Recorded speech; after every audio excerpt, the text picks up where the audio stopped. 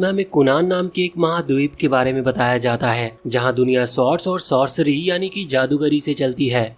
और ये 3 बड़े देश है, अमूरिया, इसिलफिन और वैनलोडिश। ये तीनों ही देश बहुत ही ज्यादा शक्तिशाली थे और तीनों की ही आपस में बिल्कुल नहीं बनती। एक भी देश में शुरू हुई कोई परेशानी तीनों देश के बीच युद्ध करवा सकती थी।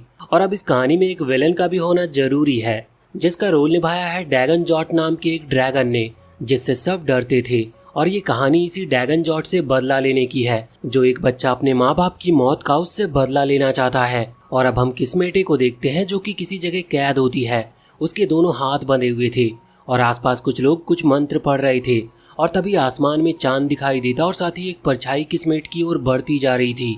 वो मदद के लिए आवाज लगाती है, पर उस परछाई में से एक बहुत ही बड़ा ड्रैगन बाहर निकलकर किस्मेटे पर हमला करने वाला था। लेकिन वो एंड टाइम पर कुछ मंत्र बोलती है, जिससे उसका पूरा हुलिया बदल जाता है और मानो उसके अंदर असीम ताकतें आ गई हो। और साथ ही वो मंत्र पढ़ रहे लोग भी अपने असली रूप में आ जाते हैं, जो कि किस्मेटे के ही दोस्त हैं। ये सभी इस ड्रैगन को सील करने आए थे और फिर ये सभी सीलिंग सेरेमनी शुरू करते हैं।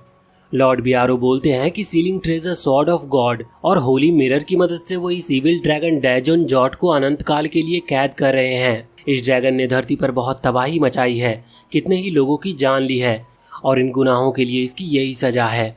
इससे आगे वो कुछ बोल पाते कि उनकी शक्तियाँ कम पड़ने लगती है, क्योंकि किसी ने उन पर तीर से वार किया था। पर वो सभी को ये सेरेमनी जारी रखने को बोलते हैं, नहीं तो ये धरती इस ड्रैगन की तबाही से बच नहीं पाएगी। लेकिन वो ड्रैगन अपनी शक्तियों की मदद से आजाद होकर उनके जादुई शीशों को तोड़ देता है और अब वो बियारो के बेटे हीरो की तरफ बढ़ने लगा था। पर बियारो एक साथ अपनी सारी ताकत का इस्तेमाल करता है ड्रैगन को रोकने के लिए, जिससे हीरो ड्रैगन से दूर तो हो जाता है और ड्रैगन भी घायल हो गया था। वो गुस्से में वहाँ पर एक जोरदार धमाका कर देता और एक ही बारी में वहाँ पर सब कुछ तबाह हो गया था। और अब कई साल बीत जाते हैं, हम हीरो को सही सलामत देख पाते हैं, पर अब वो एकदम अकेला है। वो रेगिस्तान को पार करते हुए एक शहर में पहुंचता है, जहां पर उसे देखते ही एंट्री दे दी जाती है। वो मार्केट में घूम रहा था कि वहां पर नाम्बुको नाम के एक बड़े आदमी की एंट्री होती है, जो इतना अमीर था कि सबके ऊपर पैसों की बारिश कर रहा था। हीरो ये सब देख ही रहा होता है कि एक बच्चा उन पैसों को उठाने की कोशिश करता है, पर उसका दूसरा साथी उसे ये पैसे लेने से मना करता और ये बोलते हुए कि नाम्बुको ने ही उनके पैसे लिए और अब उन्हीं पैसों को उन सब में बांटकर बड़ा दानवीर बन रहा है। तो दूसरा साथी कहता है कि अगर उसे नाम्बुको से कुछ लेना है तो वो उसके ग्रैंड ट्रोवा को लेगा, जिससे वो कितना भी पैसा और खाना निकाल सकते हैं। इतना ही नहीं, वो उनकी कोई भी विश को भी पूरी कर सकता है। वो दोनों लड़के तो वहाँ से चले जाते हैं, पर उनमें से एक लड़का छिपकर वो ग्रैंड ट्रोवा लेने की कोशिश करने में लग जाता है, जो कि नाम्बुको भी देख लिया था। हीरो भी ये सब देख रहा होता है और वो गिरू की बात याद करता है कि इस शहर में हर तरह के लोग हैं और वो वहाँ से आगे बढ़ता है। फिर वहाँ पर एक आदमी जो कि डलहैबट नाम के एक जाबाज योद्धा की कहानी सुना रहा था, जिसने गोल्डन पिसुकट्रम को बचाया था एक खतरनाक ड्रैगन से। और वो उस ड्रैगन का क्रेस्ट दिखाता है, जो कि उसके पूर्वजों ने जीता था। वो उस क्रेस्ट को बड़े ही शान से दिखाई रहा होता है कि एक बच्चा उसे वो चुरा कर भागने लगता है, पर उस आदमी का एक चमचा हकाई बच्चे को पकड़कर उसे मारने ही वाला था कि तभी वहाँ पर हीरो एंट्री लेते हुए अपनी तलवार निकालता है और कहता है कि एक स्वॉर्ड्समैन को अपनी तलवार सिर्फ जरूरत पड़ने पर ही निकालनी चाहिए। सब लोग तो हीरो की इतनी बड़ी तलवार देखकर डर गए थे। हीरो फिर उस आदमी को एक सोने का सिक्का देकर वो क्रेस्ट खरीद लेता है, पर वो बच्चा हीरो को थैंक्स करने की बजाय हीरो को अपने काम से काम रखने की कहता है, क्योंकि ये तो उसका प्लान था यहाँ सभी को उलझा कर रखने का, ताकि उसके साथी इन लोगों के वॉलेट्स को चुरा सके। पर हीरो ने उनके सारे प्लान को ही खराब कर दिया और फिर वो हीरो से क्रेस्ट लेकर भाग जाता है। पर हीरो को वो क्रेस्ट चाहिए ही था, इसलिए वो उन बच्चे के ठिकाने पर पहुंचकर वो क्रेस्ट उनसे ले लेता है। और फिर जब वो उस बच्चे से उसका नाम पूछता है तो वो लड़का अपना नाम टॉमिट बताता है। वो बच्चे हीरो से वो क्रेस्ट छीनने के लिए उस पर हमला करने के लिए भी तैयार हो जाते हैं, पर हीरो सीधे खिड़की से भाग गया था। वहीं हम गिरू को हीरो की फोटो लेकर उसकी तलाश करते हुए देखते हैं। उसके साथ उसका साथी पलूपा भी है। फिर हम नाम्बुको को देखते हैं, जो कि उस शहर के मेयर को उसके सारे मैजिसाइड को बेचने को मजबूर कर रहा था। मेयर कहता है कि वो अगर ऐसा करेगा तो उनके प्राइसेस बहुत ज्यादा बढ़ जाएंगे, पर नाम्बुको तो यही चाहता था ताकि फिर वो इन मैजिसाइड को बेचकर ज्यादा दामों पर पैसे कमा सके। तभी नाम्बुको की एक मेड सारू मेयर का एक इम्पोर्टेंट पॉट तोड़ देती है। ये देखकर मेयर चिल्ला पड़ता है। इस पर नाम्बुको के सैनिक उस पर तलवार तान देते हैं। नाम्बुको उन्हें रोकता है। फिर वो मेयर को अपना ग्रैंड ट्रोवा दिखाते हुए लालच देता है कि अगर वो उसकी बात मानेगा तो वो उसके फायदे के लिए इसका इस्तेमाल करेंगे। मेयर इसके लिए राजी हो गया था, पर वो कहता है कि वो इसका इस्तेमाल डायरेक्टली नहीं कर सकता, वरना उसकी बदनामी हो सकती है। इसी बीच एक छोटा सा क्रिएचर ग्रैंड ट्रोवा को चुरा लेता है। सारू तुरंत ही अपने मैजिक की मदद से उस क्रिएचर को नीचे खींच लेती है और उसके साथ वही बच्चा पेस हिट था। इसी बीच हम एक लड़की को देखते हैं जो कुछ जादुई सी जगह में गिर जा रही थी और जैसे ही वो पानी को छूती है सारा पानी बर्फ में बदल जाता है और सीन फिर से हीरो पर शिफ्ट होता है जो बच्चों से बचकर भाग रहा था। इस पकड़म पकड़ाई में एक बच्चा नीचे गिरने वाला था पर हीरो तुरंत ही उसे बचा भी लेता है और तभी उन्हें मालूम पड़ता है कि उनका एक साथी पेसेट मेयर के किले में पकड़ा गया और शाम तक उसे सजा दी जाने वाली है। और अब ये पूरी मंडली अपने दोस्त को बचाने के लिए भागती है जहाँ पेसेट को मारा जा रहा था। हीरो उन्हें ये सब रोकने को कहता है पर सारू अपने सैनिकों को उसे मारने का ऑर्डर देती है, लेकिन हीरो चुटकियों में अपनी बड़ी सी तलवार से उन सबको ठिकाने लगा देता है। ये देखकर सारू अपने मैजिक का इस्तेमाल करती है जिससे वो एक बड़ा सा धमाका करती है पर हीरो आराम से उसका सामना करके निकल जाता है और फिर यहाँ उसकी तलवार रिवील होती है जो कि काफी छोटी थी, बस उसकी म्यान ही बड़ी होती है। सभी ये सब देखकर कंफ्यूज हो ही रहे थे कि तभी उसे यंग मास्टर बुलाते हुए वहाँ पर प्रोटेक्ट करने के लिए गीरू पहुँच जाता है।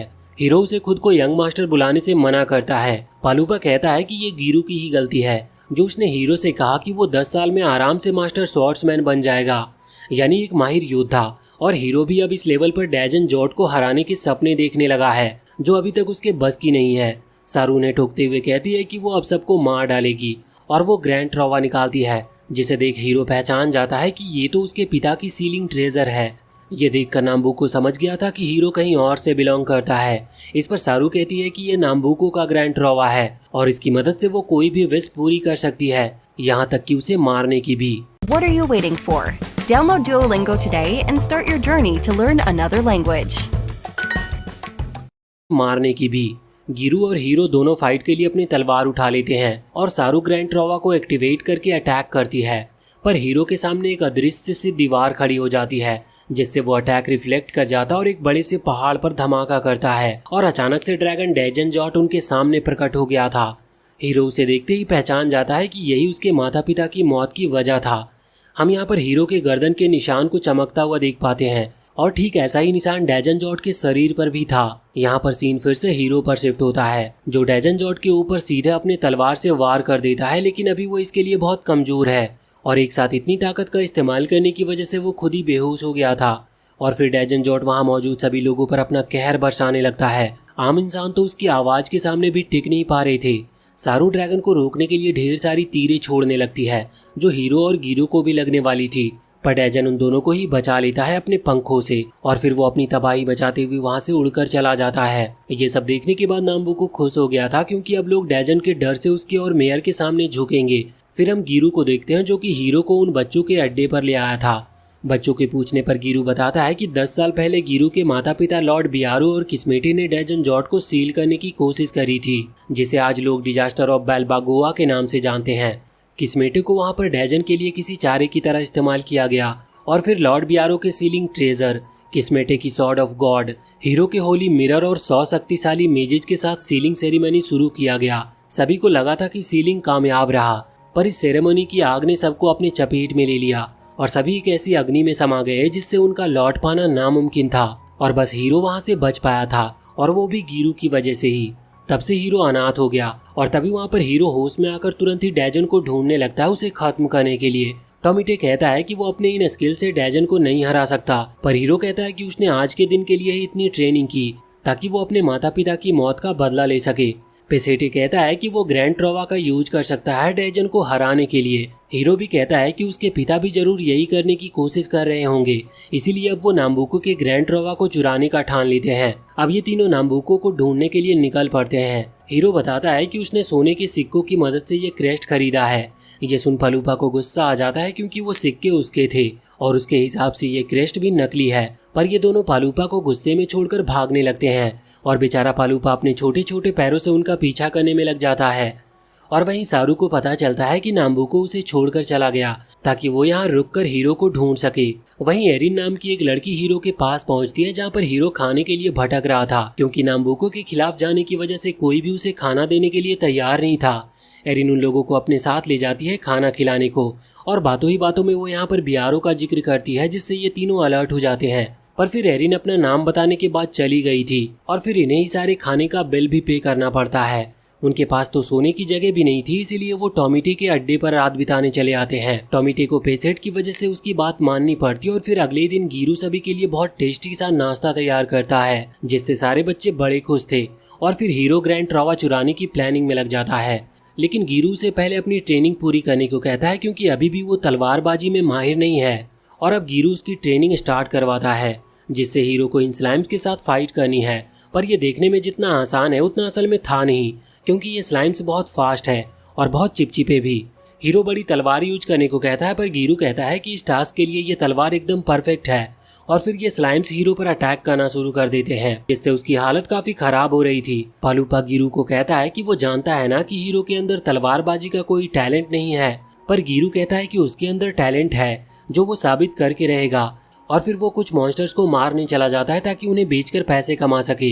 इधर हीरो की हालत खराब हो रही थी, उसे लग रहा था कि ये स्लाइम्स इतने छोटे हैं तभी वो इन्हें हरा नहीं पा रहा, इसीलिए उसे किसी बड़े को हराना चाहिए। और तभी उसकी नजर पालूपा के पीछे आ रहे सैंड ड्रैगन पर पड़ती है और वो ड्रैगन पर हमला करने लगता है। पर तभी वो देखता है कि उस ड्रैगन में एक लड़की बैठी है और उस लड़की के कहने पर वो ड्रैगन बड़ी शांति से वहां से चला जाता है। फिर वो लड़की तुरंत ही हीरो को गले लगाकर उसकी धड़कनें सुनने लगती है और फिर वो उसे अपने साथ ले चलने लगती है और अपना नाम सरातो बताती है।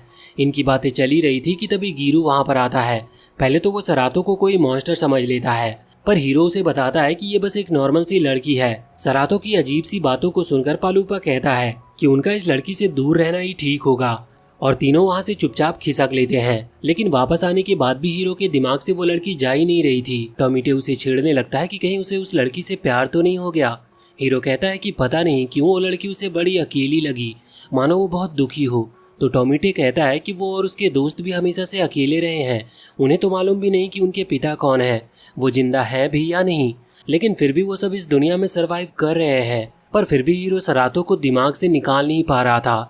वहीं हम देखते हैं कि सारू अपने सैनिकों के साथ हीरो को ढूंढने में लगी थी, जिसके लिए वो अपने मैजिकल मिरर का यूज करने की कोशिश करती है, पर उसे कुछ मालूम ही नहीं चलता और उसके सामने से ही सरातो निकलती है जिस पर एरिन ने नजर रखी थी। और वहीं नाम्बुको ने अपनी चालें चलना शुरू कर दिया था। वो अब सभी देशों में डेजन जॉट के जागने की बात फैलाने को कहता है ताकि सभी में डर का माहौल फैल जाए और साथ ही वो ज्यादा से ज्यादा मैजिक स्टोन्स बनाने का ऑर्डर देता है। और फिर वो डॉक्टर बफेलोपा को जल्दी से खतरनाक हथियार तैयार करने को कहता है क्योंकि जल्दी युद्ध शुरू होने वाला है जिसके लिए तीनों देशों को हथियार की जरूरत होगी और वो इसी से अपना फायदा उठाएगा। और फिर हम डॉक्टर बफेलोपा के पास सरातो की जादुई छड़ी की तरह एक छड़ी को देखते हैं और वो मनी मन सरातो को अपना ध्यान रखने को कहते हैं, यानी वो उसे जानते हैं। वहीं सरातो ने हीरो को ढूंढ लिया था। टॉमीटे पूछता है कि उसे यहाँ का पता कैसे चला, तो वो कहती है कि वो इम्पोर्टेंट चीज़ों को खुद पता लगा लेती है और हीरो को कहती है कि जहाँ वो रहेगा वही उसका ठिकाना भी है। ये सुन हीरो बिना किसी से पूछे साथ रहने की परमिशन दे देता है। अगले दिन गिरू फिर से शिकार पर निकल गया था ताकि वो पैसे इकट्ठा कर सके और वहीं हीरो सरातो के साथ ट्रेनिंग के लिए गया होता है और पिछले दिन की तरह आज भी हीरो बस मार ही खा रहा होता है स्लाइम से। तो सरातो पूछती है कि वो इस तरह से मार खा के जीत रहा है या हार रहा है। सरातो की बातें ऐसी होती है मानो उसका दिमाग एक छोटे बच्चे की तरह जो कि अभी दुनिया को समझ ही रही हो। हीरो उसके सवाल से परेशान होकर कहता है कि ये बस ट्रेनिंग है जो वो डेजन जॉट को हराने के लिए कर रहा है कि तभी एक भेड़िया उनके ऊपर अटैक कर देता है। हीरो उसका सामना करने की कोशिश करता है पर उसके एक पंजे से वो घायल हो गया था। फिर वो मॉन्स्टर सरातो की ओर बढ़ने लगता है तो हीरो हिम्मत करके फिर से खड़ा होता है उसे बचाने के लिए। तो वो मॉन्स्टर फिर से उसके ऊपर अटैक करता है पर वो हीरो को चोट पहुंचाने से पहले ही रुक गया था। हीरो को लगता है कि शायद वो उसकी तलवार से रुका और सरातो के पास पहुंचता है और पूछता है कि उसे कोई चोट तो नहीं लगी, पर सरातो को याद ही नहीं था कि जस्ट अभी हुआ क्या और अचानक काफी वो थक सी गई थी। फिर वो हीरो का जख्म नोटिस करती है तो वो उसे अपनी जादुई छड़ी से एकदम हील कर देती है। फिर वो दोनों उस मॉन्स्टर को बेचते हैं जिससे उन्हें एक सोने का सिक्का मिलता है। जाते हुए उनकी नज़र कुछ सैनिकों पर पड़ती है जो एक आदमी को जबरदस्ती मैजिक स्टोन्स माइंस में काम करने के लिए ले जा रहे थे और उस आदमी के बच्चे रोने लगते हैं। ये देख हीरो को बिल्कुल भी अच्छा नहीं लगता और वो उन्हें रोकने की कोशिश करता है पर वो सैनिक उसे भी मारकर अपने साथ काम कराने ले जाते हैं। सरातो उन बच्चों को शांत कराती है और तभी टॉमीटे भी उसके पास आता है और एरिन ने भी अभी उनके ऊपर नजर रखी होती है। यहाँ हीरो को गुस्सा आ रहा था कि इन लोगों ने उसकी पहली कमाई भी छीन ली। यहाँ पर वो खुद की मदद तो कर नहीं पा रहा था लेकिन सबकी मदद करने का सोच लिया था। और वहीं सारू को भी उसके कैद होने का पता चल चुका था और वहीं टॉमीटी और सरातो भी हीरो को बचाने के लिए जा रहे होते हैं और हीरो खुद भी क्रेस्ट की मदद से दीवार में छेद करने की कोशिश करने में लगा हुआ था। पर उसके साथ के लोगों को लग रहा था कि उसकी ये मेहनत पानी में जाने वाली। मेयर को देखते हैं जो नाम्बुको के ऑर्डर्स को मानते मानते अब तंग आ चुका था और अब वो बगावत करने की सोच लेता है। वो अपना एक सीक्रेट लेजर निकालता है जिससे उसने अपने घोटालों का सारा हिसाब लिख रखा था, पर वो लेजर अपने जगह से गायब थी क्योंकि ये लेजर अब टॉमीटो और सरातो के हाथ लग गई होती है और वो मेयर को ब्लैकमेल करते हैं कि वो उसे ये लेजर लौटा देंगे, पर उसकी दो शर्त उसे माननी होगी। पहली कि वो हीरो को आज़ाद करे और दूसरी कि वो माइंस में काम कर रहे लोगों को छोड़ दे। मेयर इसके लिए मना करता है, तभी उसके सैनिक चारों तरफ से दोनों को घेर लेते हैं। लेकिन तभी वहाँ पर एंट्री होती है गीरू और पलूपा की। मेयर उन्हें अरेस्ट करने की कहता है, लेकिन गीरू की तलवार देख सैनिकों की हिम्मत भी नहीं होती। टॉमीटे तुरंत उसे वो लेजर लेने को कहता है जिससे वो हीरो को बचा सकेंगे, और फिर मेयर को उनकी शर्तें माननी ही पड़ती है। आज़ाद होकर हीरो टॉमीटे और सरातो को थैंक यू कहता है। उसे देख साफ लग रहा था कि वो सरातो के प्यार में पड़ गया है।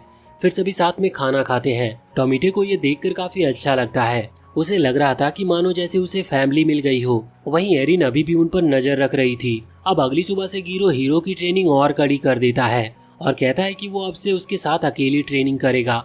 ये सुनकर हीरो शर्मा कर कहता है कि सरातो खुद उसका पीछा कर रही है, पर सरातो आज भी उसके पीछे पीछे आ रही थी। तो हीरो उसे अपना सिक्का देकर कुछ खरीदने को कहता है, इसीलिए सरातो मार्केट में घूम रही थी। पर तभी एरिन उसे अपने साथ हॉट स्प्रिंग में बात करने के लिए ले आती है और उसे बताती है कि यहाँ नहाने से हर तरह के जख्म ठीक हो सकते हैं। तो सरातो तुरंत पानी में उतर जाती है। वहीं एरिन सारू को भी नोटिस कर लेती है और पलूपा टोमीटे भी वहीं की ओर आ रहे थे, क्योंकि उन्हें मालूम चला है कि वहाँ कोई खतरनाक मॉन्स्टर है और उसे पकड़ने वाले को 300 सोने के सिक्कों का इनाम मिलेगा। और वहीं हम देखते हैं कि इधर हीरो अपने ट्रेनिंग से एकदम परेशान हो गया था। उसे बस जल्दी से जल्दी डेजन को मारकर खत्म करना है। पर गीरो उसे डांटते हुए कहता है कि अगर इस समय उसे ग्रैंड ट्रोवा मिल भी गया तो भी वो डेजन को हरा नहीं पाएगा, क्योंकि अभी वो इतना काबिल नहीं। जब 100 मेजेज मिलकर भी डेजन को हरा नहीं पाए तो हीरो को तो उसे डेजन को चैलेंज करने का भी हक नहीं होना चाहिए। गुस्से में आकर हीरो गीरू पर हमला कर देता है। वहीं एरिन सतारो से उसके बारे में कई सवाल पूछने की कोशिश कर रही थी, पर सतारो जवाब ही ऐसे देता है कि एरिन को उसके बारे में कुछ समझ में ही नहीं आ रहा था। तभी सारू उनके सामने आती है और उन्हें यहाँ पर रहने वाले मॉन्स्टर के बारे में बताती है, जिस पर बाउंटी भी है। ये सुन सतारो बोल पड़ती है कि मतलब उसे मारने पर हमें सिक्के मिलेंगे, जिसे वो हीरो के साथ इकट्ठा कर रही है। पर एरिन तुरंत उसका मुंह बंद कर देती है ताकि सारू हीरो का नाम ना सुन ले। वहीं इधर टॉमीटे पालूपा गीरू के पास उस मॉन्स्टर के बारे में बताने पहुंचते हैं, तो वो देखते हैं कि हीरो उससे लड़ने की कोशिश कर रहा है और गीरू भी हीरो के ऊपर जोरदार वार कर देता है, जिससे हीरो ज्यादा ही घायल हो गया था। इसलिए गीरू उसे लेकर हीलिंग स्प्रिंग ले जाने लगता है, लेकिन उन्हें सारू के सैनिक आता हुआ देख लेते हैं। असल में सारू को अंदाजा था कि वो लोग यहाँ बाउंटी का सुनकर आ सकते हैं, इसीलिए वो भी यहीं पर आई थी। अब गीरू हीरो भी वहाँ पर पहुँच चुके थे। गीरू बताता है कि उसे हीलिंग स्प्रिंग का पता था, इसलिए उसने आज हीरो की ट्रेनिंग सख्ती से करवाई और उसे बाउंटी का भी पता है, तो शायद उन्हें वो मॉन्स्टर भी यहाँ पर मिल जाए। और अब धीरे धीरे हीरो के घाव भी ठीक होने लगते हैं। सारू और एरिन को भी इनके यहाँ पर होने का पता लग गया था। एरिन सारू का ध्यान भटकाने के लिए उसे फालतू के सवाल पूछने लगती है कि उसे कैसे लड़के पसंद है। सारू तो ये सुनकर तुरंत बताती है कि वो नाम्बुको को पसंद करती है, यहाँ तक कि वो उसके साथ काम भी करती है और नाम्बुको उसे अपना दायां हाथ मानता है और यहाँ पर वो उसके काम से ही आई है, हीरो नाम के एक लड़के को ढूंढने के लिए। तो सतारो बोल पड़ती है कि वो जानती है हीरो को, पर एरिन फिर से किसी तरह सारू को ये बात सुनने नहीं देती। वहीं टॉमीटे हीरो के गर्दन और चेस्ट पर बने निशान के बारे में पूछता है, तो गीरू बताता है कि ये उसका बर्थ मार्क है। पहले ये इससे भी बड़ा था, जो उसे ट्रेजेडी ऑफ बालबागोआ से मिला था। टॉमीटे रियलाइज करता है कि हीरो की जिंदगी काफी मुश्किल रही है। गीरू बताता है कि उसने ये सब हीरो की हिम्मत देखने के लिए किया था, ताकि वो जान सके कि वो बदला लेने के लिए किस हद तक जा सकता है। तभी हीरो को होश आता है और सारू उसकी आवाज पहचान तुरंत इशारा कर देती है, जिससे उसके सैनिक तुरंत ही उस मॉन्स्टर को बाहर निकालते हैं। पर वो मॉन्स्टर सारू की बात मानकर हीरो को पकड़ने के बजाय सरातो को पकड़ लेता है। गीरू तो उस मॉन्स्टर को देखकर खुश हो गया था, क्योंकि अब वो इससे ढेर सारे सिक्के जीत सकता है और ये मॉन्स्टर एकदम बेकाबू हो गया था। इवन ये सारू को ही उठाकर फेंक देता है। गीरू फिर जल्दी से सरातो को आजाद कराता और दूसरे ही वार में उस मॉन्स्टर को खत्म भी कर देता है। हीरो फिर तुरंत ही सरातो को बचाता है, पर उन्हें इतनी मेहनत करने के बाद भी कोई इनाम नहीं मिलता। लेकिन फिर भी इसे मार्केट में बेचकर उन्हें ठीक ठाक सिक्के तो मिल ही जाएंगे, जिससे वो सबके लिए ये सिंपल वाले आर्मर तो ले ही पाएंगे। पर वहीं टॉमीटे और उसके दोस्त काफी उदास थे कि अब गीरू और हीरो यहाँ से चले जाएंगे और न ही उन्हें अच्छा खाना मिलेगा अब से। और अब अगले दिन ये सभी हीरो और गीरू को बाय करने को पहुंचते हैं। तभी टॉमीटे कहता है कि वो भी हीरो के साथ जाना चाहता है। उसके दोस्त काफी दुखी होते हैं, पर वो जानता है कि उनसे ज्यादा हीरो को उसकी जरूरत है और आखिर उसे भी ग्रैंड ट्रॉवा चाहिए ताकि वो इस दुनिया को बदल सके। और फिर ये पांचों एक साथ सफर के लिए निकल लेते हैं। एरिन उन्हें बताती है कि वो मॉन्स्टर सारू ने हीरो को पकड़ने के लिए भेजा था। वो बताती है कि वो भी उनके साथ चल रही है।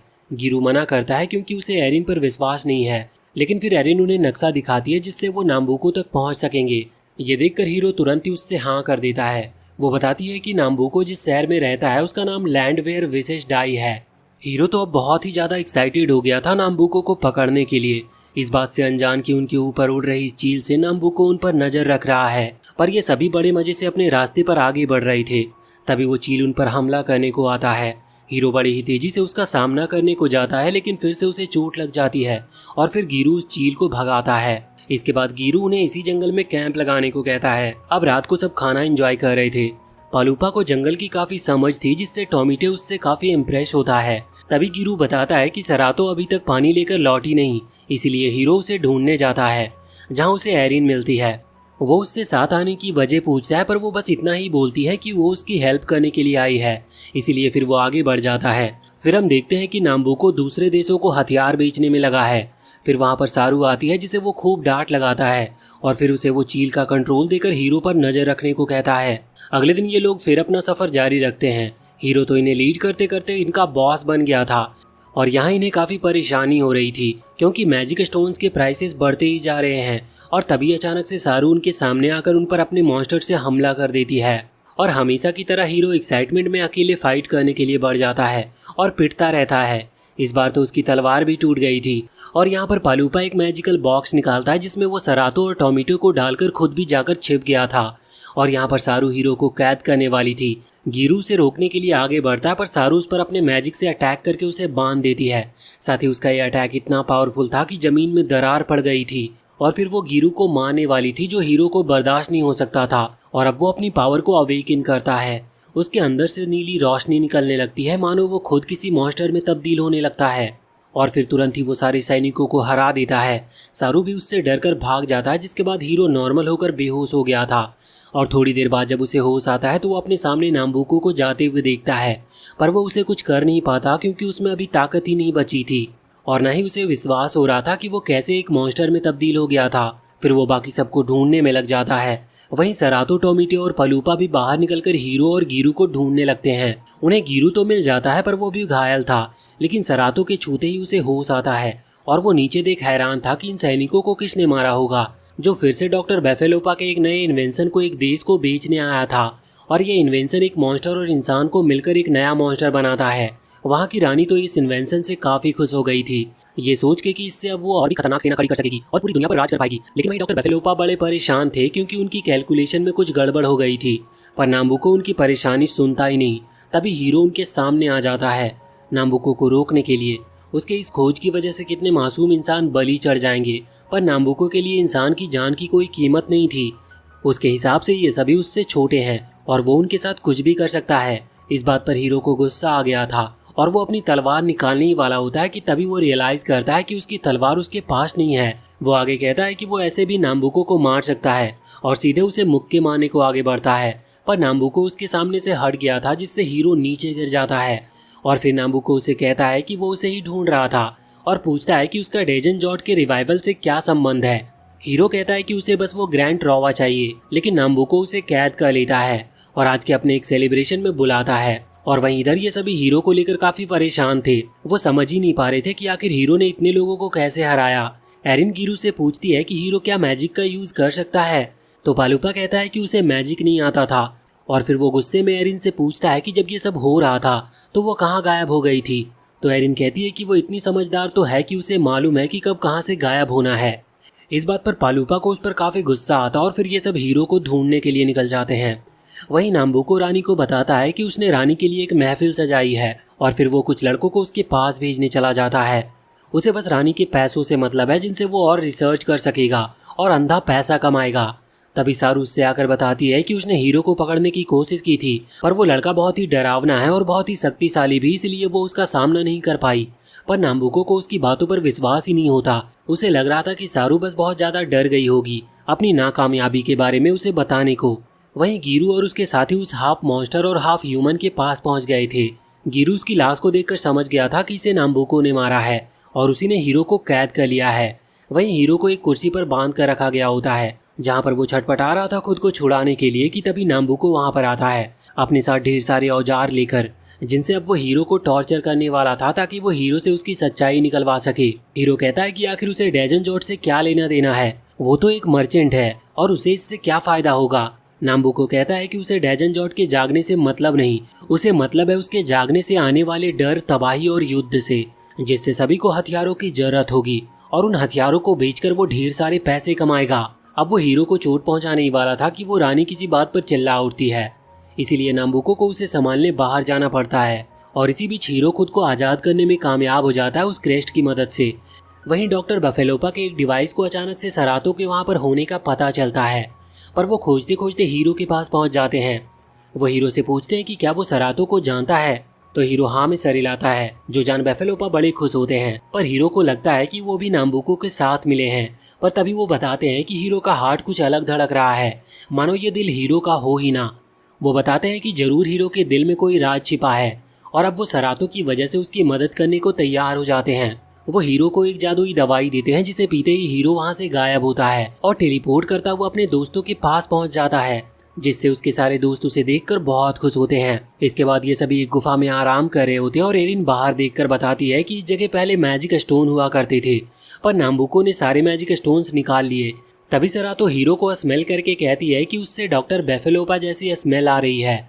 सरातो तो उन्हें अपना पिता बता रही थी, जिसके बाद हीरो उन्हें फिर डॉक्टर बेफेलोपा की कई सारी बातें बताता है। तो गिरू कहता है कि जरूर हीरो का दिल का कनेक्शन डेजन जॉर्ज से है, तभी डेजन ने हीरो को बचाने की कोशिश करी थी और साथ ही हीरो का मार्क भी ठीक डेजन के मार्क जैसा है। और अगर हीरो का दिल उसका अपना नहीं है तो क्या डेजन का दिल अपना है? कई सालों पहले हुए उस ट्रेजेडी में दोनों के दिल आपस में बदल तो नहीं गए? यानी डेजन हीरो को नहीं बल्कि अपने दिल को बचा रहा था, जो हीरो के पास है। ये सुन हीरो को विश्वास ही नहीं होता, क्योंकि जिस डेजन से वो इतना नफरत करता है वो अब तक उसी का दिल लिए घूम रहा है। गिरू आगे कहता है कि जरूर ये सब लॉर्ड बियारो ने उसे बचाने के लिए किया होगा, जिसकी वजह से अब हीरो के अंदर एक अनजान शक्ति है जो कुछ देर पहले उसने अनलॉक की थी और उस समय हीरो बस किसी भी तरह गिरू को बचाना चाहता था। उसका डर और गुस्सा हीरो के लिए ट्रिगर बना, जिससे वो कुछ पलों के लिए हाफ डेजन बन सका। हीरो कहता है कि इन सब का यही मतलब हुआ कि अगर वो मारा जाएगा तो डेजन भी मारा जाएगा और डेजन मारा गया तो हीरो भी मारा जाएगा। यानी उसे अगर अपनी माता पिता की मौत का बदला लेना है तो मरने के लिए तैयार होना होगा। हीरो के लिए ये सब किसी श्राप से कम नहीं है, इसीलिए अब वो बाहर भाग आता है।